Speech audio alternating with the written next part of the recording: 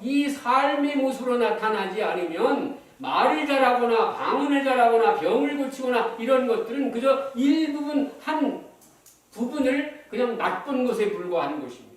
질적으로 성령이 충만하시면 여러분과 나의 성품이 어떻게 되는 거예요?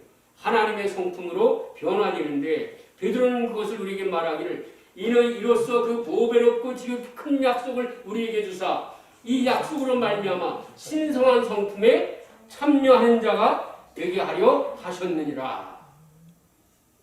그래서 베드로가 예수님과 함께 있을 때에 그는 변화가 일어나지 않았습니다. 오히려 예수님을 팔아먹는 사람이 됐던 것이죠. 그러나 예수님이 승천하신 후에 내가 너희를 떠나가는 것이 무엇이라? 너희의 유익이라는 말을 이 제자들이 전혀 이해할 수 없었어요.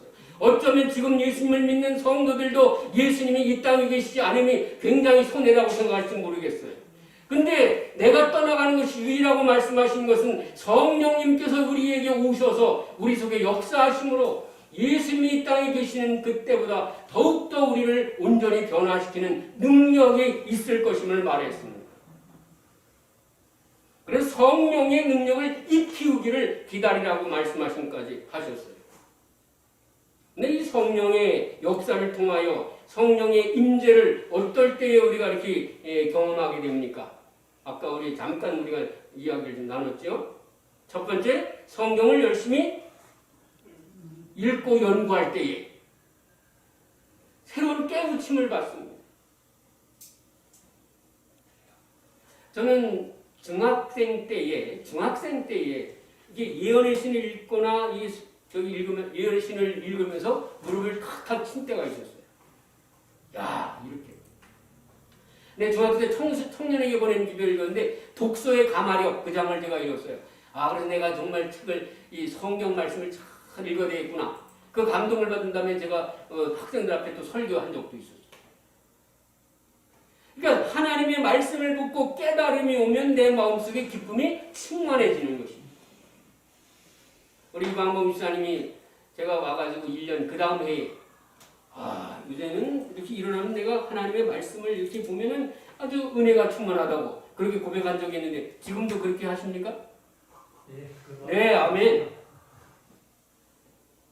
그래서 우리 유 집사님 제가 처음에 올 때 굉장히 겸손하셨지만 고집쟁이였었거든요. 근데 요즘엔 정말 겸손한 모습으로 바뀌셨어요. 우리 새 집사님 그렇습니까? 예. 새 집사님 말씀도 너무 잘 들어요. 제가 보니까. 자기 개성이 없어진 것이 아니라 하나님의 사랑의 성품이 자기에게 임재하서 그 삶을 그렇게 나도 모르게 실천하게 되는 변화가 성령의 임재로 일어난다는 사실입니다.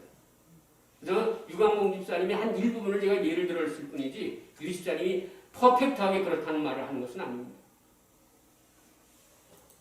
누가 나한테 빽소리 질렀는데 화가 확 올라오려고 하다가도 어떻게 해요?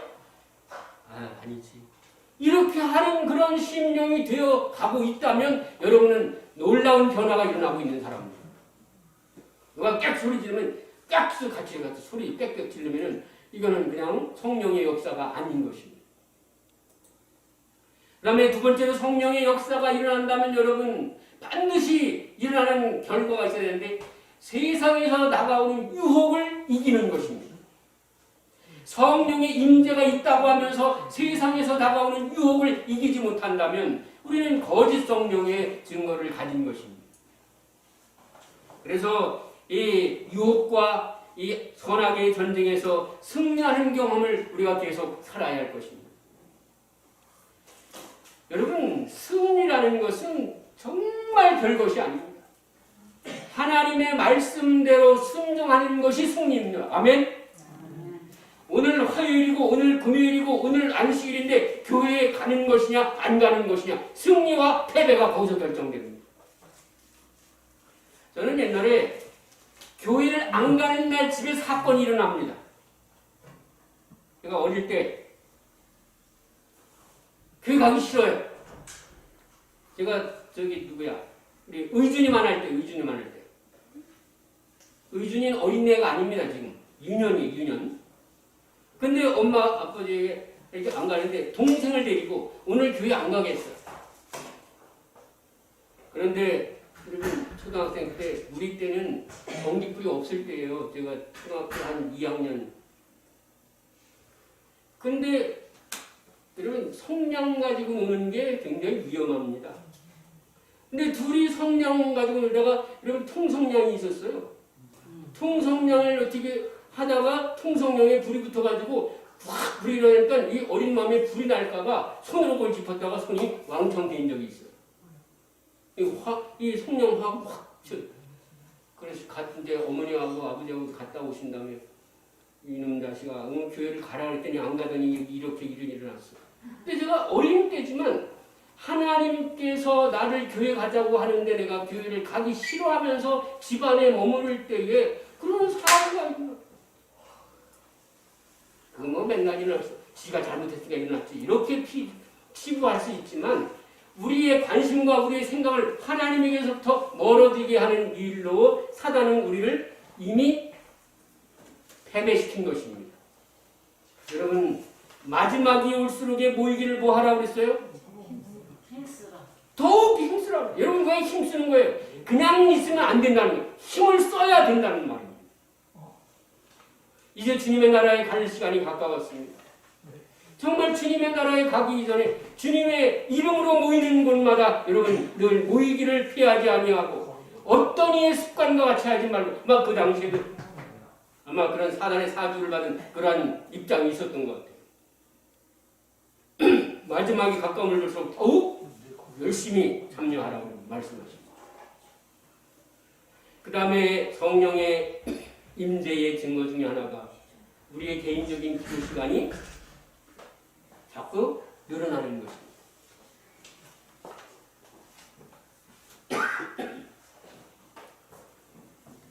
제가 어릴 때 목사님들에게 그런 설교를 했어요. 개인 기도를 하지 않는 사람은 공중 기도에서 5분 이상 한다는 거예요. 그래서 진짜 그래서 점점 나이가 들고 이제 좀 커서 가만히 보니까 평상시에 기도 많이 하지 않은 분이 기도를 하면 기도를 오랫동안 하더라고요. 내가 그런 거. 평상시에 기도 안 하면 공중기도 시키면 괜히 기도가 길어져요. 공중기도 길게 하는 거는 개인기도를 안 한다라는 그런 논리가 성립될 수 있단 말이에요. 그럼 공중기도는 짧게 하시고 개인기도는 길게 하셔야 됩니다. 그 개인기도 시간 늘어나면서 그 기도 시간이 소중해지는 사람. 그 다음에 여러분 기도 시간이 늘어나니까 기도에 응답받는 빈도가 늘어납니다. 이것도 응답받았고 저것도 응답받았고 기도의 응답으로 모든 일들이 해결되는 것을 경험하게 될 때에 이 기도를 정말 기쁨으로 주님께 드리면서 성령의 역사와 인도함을 우리가 계속 받는 것을 확신하게 되는 것입니다. 그 다음에 하나님의 말씀을 나눌 때에 그전에는 쭈삣쭈삣 우리 성도들이 거의 그럴 수 있을 것 같아요. 우리 김현숙 집사님이 습기가 있으십니까? 네, 김영희 집사님. 습기가 많아요? 아니면 좀 적어요? 네. 이렇게 앞에 나가서 뭘 하라면 즐겨 순종하는 나 하고 싶어. 여기에 그런 거 좋아하는 분들이 별로 많지 않을 거예요. 특별히 몇 분만 빼놓고. 근데 그런 습기가 없는 사람이었는데 전 정말 이 앞에 이렇게 내놓으면 그냥 한참 동안 말을 못하고 그냥 서 있으면 내려가. 그럼 내려갔던 사람이에요. 말을 못해가지고. 그런데 어느 순간 이 중학교 들어가가지고 초등학교 때 그랬었어. 중학교 들어가가지고 이렇게 하나님의 말씀을 읽고 이렇게 하는데 어느 날 이게 참 장로의 아들이라고 그러는지 그 반에서 야 네가 목회부장 해. 그 반의 목회부 신덕부 이게 있어요. 근데 신덕부가 참 목회부 그런 거예요. 신덕부장이니까 예배 책임자야 예배. 이게 첫 번째 신덕부장이 이 신덕부장이 설교해야 돼. 덜덜덜 떨리는 마음이지만 아까 제가 독서의 가마요 그거를 열심히 읽고 이렇게 했기 때문에 제가 그 시간에